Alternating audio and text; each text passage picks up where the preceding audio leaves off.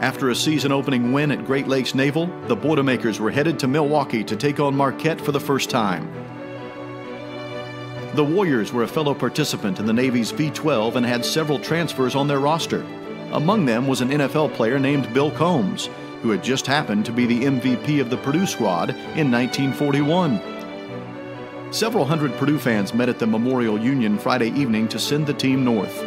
They marched across the levee in a driving rain to see their Boilermakers off. One more step towards perfection.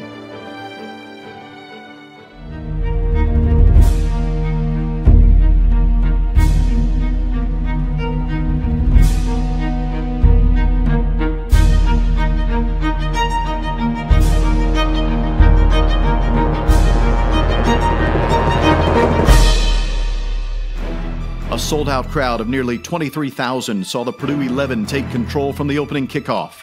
The Boilermakers pounded the ball right up the middle on their opening drive, 71 yards, all in the run game, with fullback Tony Butkovich capping it off from 3 yards out. The defense once again stood tall, repeatedly stuffing the Marquette offense. On the day, the Warriors had just 44 rushing yards and 108 yards of total offense. Sophomore Boris Demanchev rounded out the scoring in the fourth quarter as he scampered to the end zone from 13 yards out.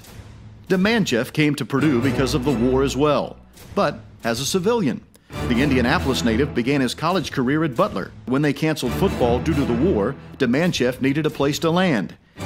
He found a home just up the road in West Lafayette.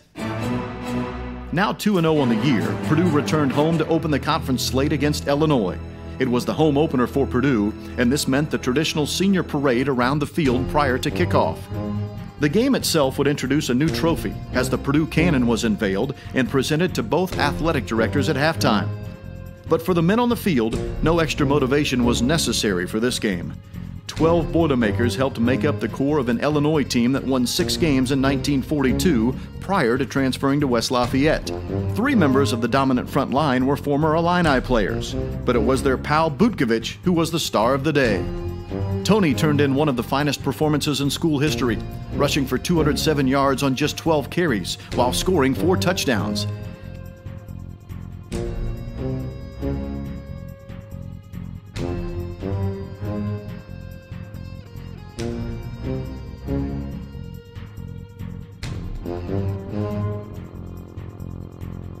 He did all this while setting out several drives as Coach Elmer Burnham tried to keep the score respectable.